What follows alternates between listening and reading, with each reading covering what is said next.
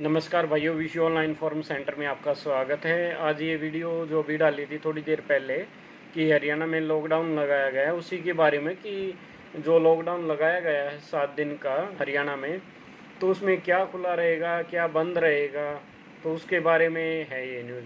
क्योंकि हरियाणा सरकार ने आपदा प्रबंधन नियम अधिनियम के तहत 2005 के तहत राज्य में 7 दिन के लॉकडाउन लगाने का निर्णय किया गया है और गृह विभाग की तरफ से पूरे राज्य में 7 दिन लॉकडाउन लगाने का फैसला लिया गया है। 3 मई सोमवार से लेकर ये 7 दिन तक के लिए लॉकडाउन रहेगा और इसमें आपदा प्रबंधन की राज्य कार्य कमेटी के चेयरमैन हरियाणा के मुख्य सचिव श्री विजयवर्धन की ओर से जो दिशा निर्देश जारी किए गए हैं और निर्देशों में कहा गया है कि उक्त जिलों में सभी नागरिक घरों में ही रहें। किसी नागरिक को उक्त अवधि में पैदल या किसी वाहन, सड़क पर या सार्वजनिक स्थान पर घूमने की अनुमति नहीं होगी। तो कहने का मतलब ये है कि कोई भी व्यक्ति सार्वजनिक स्थान पर या सड़क पर पैदल कहीं भी बाहर नहीं घूम सकता है।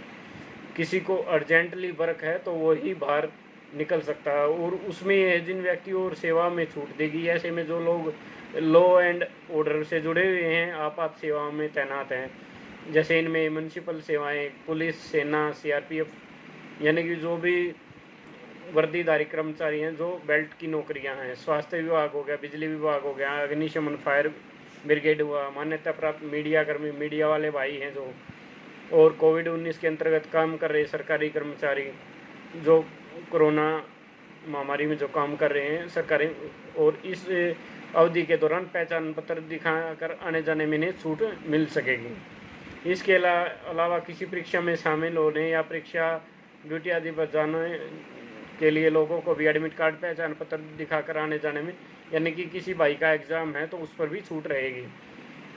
और जो आवश्यक सेवाओं, वस्तुओं के निर्माण में लगे लोगों पर भी आने जाने में रोक नहीं होगी।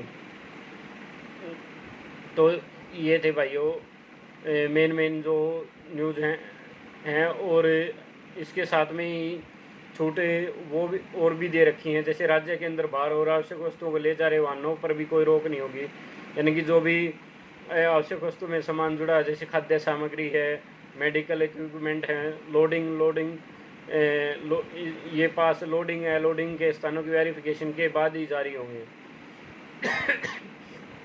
और इनमें साथ में जो नागरिक अस्पताल हैं, पशु अस्पताल हैं, संबंधित मेडिकल सेवाएं हैं, मैन्युफैक्चरिंग वितरण यूनिट्स को भी छूट रहेगी और सुविधा सरकारी और निजी क्षेत्र के लिए लागू होंगे, जैसे डिस्पेंसरी, केमिस्ट है, फार्मेसी है, मेडिकल उपकरण की दुकानें हैं, लेबोरेटरी है, फार्मा रिसर्च लैब है, क्लिनिक है, नर्सिंग होम है, एम्बुलेंस आदि को काम करने की इसमें छूट है। और जो सभी स्वास्थ्यकर्मी हैं, नर्स है, पैरामेडिकल है, अस्पताल की सहायता के लिए आवश्यक सेवाओं के लिए आवेदन की अनुमति रहेगी। इसके अलावा जिन आवश्यक वाणिज्य निजी सेवाओं छूट, उनमें टेलीकम्युनिकेशन, इंटरनेट सेवाएं, प्रसारण केबल सेवा, आईटी तथा आईटी के संबंधित से ई कॉमर्स के माध्यम से आवश्यक वस्तुओं की छूट रहेगी डिलीवरी की। यानी कि जैसे जो फ्लिपकार्ट के थ्रू इमरजेंसी के जो प्रोडक्ट हैं, वो फ्लिपकार्ट हुआ, अमेजन हुआ या सिटी मॉल है, तो उन प्रोडक्ट को इसमें छूट रहेगी। जैसे इसमें भोजन, फार्मास्यूटिकल, मेडिकल उपकरण आदि की डिलीवरी शामिल है। इसमें जैसे पेट्रोल पंप हो गया, एलपीजी गैस आदि के स्टोर के आउटलेट, जो ऑफिस हैं, एजेंसी हैं, वो खुली रहेंगी। बिजली निर्माण, प्रसारण, वितरण से संबंधित सेवाएं, cold store, warehouse, private security service के अलावा खेती से जुड़े कार्यों के लिए किसान और मजदूरों को भी आवागमन में छूट रहेगी। और जो रेस्टोरेंट और होटल हैं, वो केवल होम डिलीवरी के लिए ही खुले रहेंगे।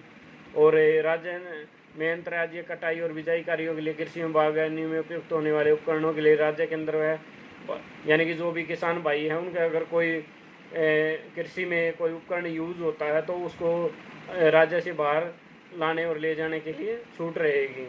एयरपोर्ट, रेलवे स्टेशन या अंतर्राज्यीय बस स्टैंड के लिए आने जाने वाले यात्रियों को छूट रहेगी। जो भाई जैसे रेलवे स्टेशन की, तो अपनी टिकट एयरपोर्ट पे जाना तो टिकट दिखाकर छूट ले सकता है। और जिला मजिस्ट्रेट या अन्य अपराधिक जो भी अन्य अथॉरिटी है पूर्व, यानी कि जिन्होंने पहले ही परमिशन ले चुकी हैं शर्तों के साथ, उसमें छूट रहेगी। इसमें जैसे जो कोई इंडोर कार्यक्रम है, जैसे कोई इंडोर का मतलब ये है कि